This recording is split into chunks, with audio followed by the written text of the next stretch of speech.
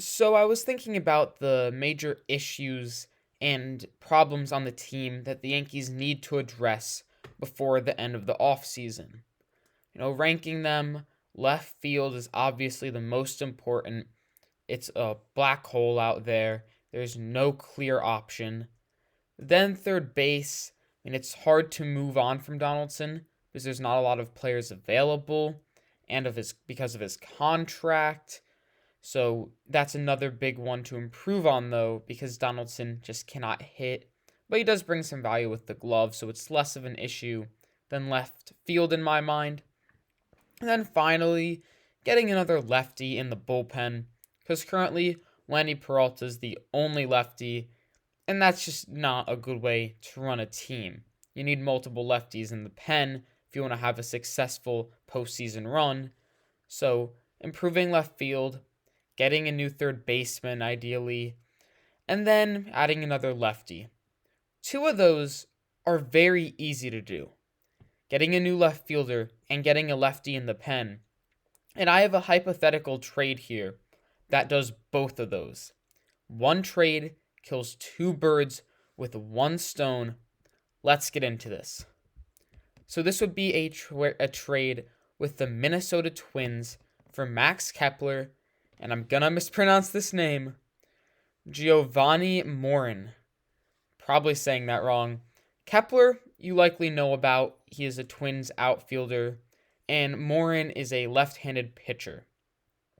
Now, Kepler is not the most appealing option. I know a lot of people are going to want the Yankees to get Reynolds, but I don't think that's happening. I think if the Yankees do get Reynolds, it will be a massive overpay in the prospects you have to give up. And Kepler is still a really good player. He doesn't strike out. He draws a ton of walks. He's a left-handed bat, one of the best defensive outfielders in the game. With the shift being removed next year, plus throwing him in Yankee Stadium because he is a pull-heavy lefty, I think Kepler is going to have a great season.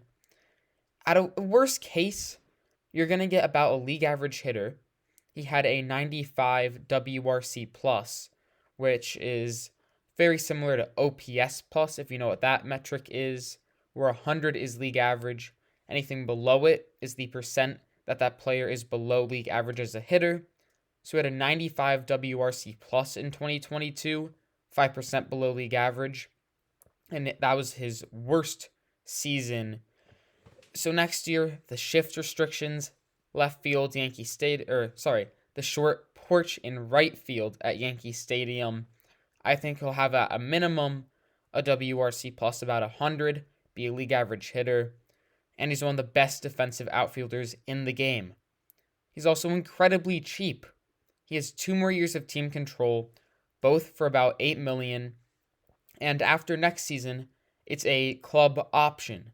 So if he is bad in 2023, the Yankees can just decline the option and have him as a free agent. So I really like the Yankees' odds I think the Yankees should get Kepler here. He's not going to cost a ton of prospects. The Twins got Joey Gallo earlier in the offseason. I'm a big fan of Kepler. I think he's a big improvement from Aaron Hicks. I did a whole video talking about why I like Kepler. If you want to hear more about my thought process here, I'll link that in the description. But he is the first part of this trade. He's who I would get to be the Yankees' left fielder to replace Aaron Hicks. And then the next player is Giovanni Morin. He is a left-handed relief pitcher on the Twins. He is going to be 26 next year. He'll be a free agent in 2029, so he has a lot of years of team control, has 2 minor league options remaining, and he was really good this year. Had a 2.21 ERA in 40 and 2/3 innings and a 1.78 FIP. It was really his first full season pitching in the majors. He pitched a little bit in 2021 in 8 innings where he had an ERA of just below 8.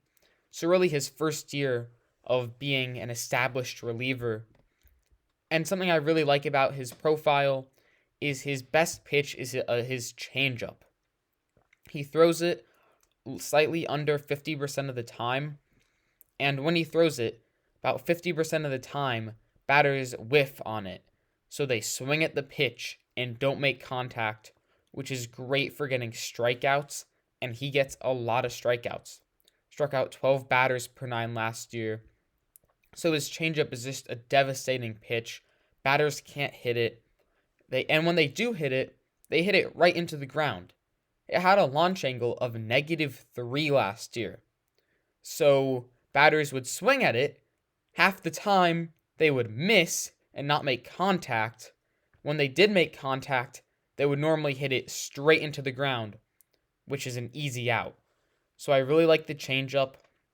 His fastball is also not a bad pitch. He throws a slider a little bit, which has a lot of spin. So I really like his pitch profile there. And we saw what the Yankees can do to pitchers who have good changeups. Look at Wandy Peralta. He wasn't great when he joined the Yankees, but they utilized that changeup, and now he's one of the better lefties in the game. Better left-handed relievers in the game. And I think that we could see a similar thing here, where he builds off of his great season. He's another lefty for that pen, and they need it. So what prospects would I be giving up in this trade, and how realistic is a trade here of happening? So I went to baseballtradevalues.com, which is a website that you can use to kind of determine the general accuracy of your trade, if it's just a crazy hypothetical that you've drawn up, or one that's slightly realistic.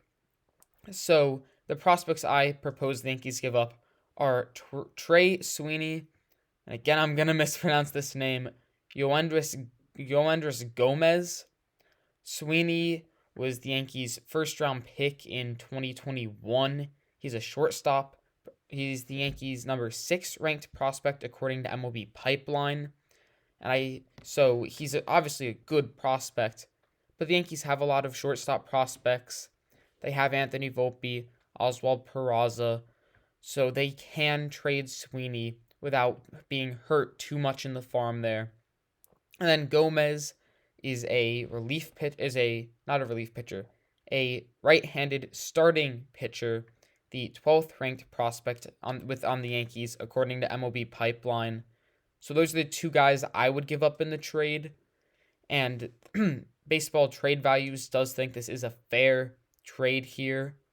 So I think it's a great trade if the Yankees can build off of the platform of this, where you get a great reliever, you get Max Kepler to play left field. You kill two birds with one stone here. You improve in left field over Hicks. You get another lefty in that bullpen. That solves a lot of issues for the Yankees. And you're only giving up 2 prospects here. Sign me up. So tell me what you think of this hypothetical trade in the comments below.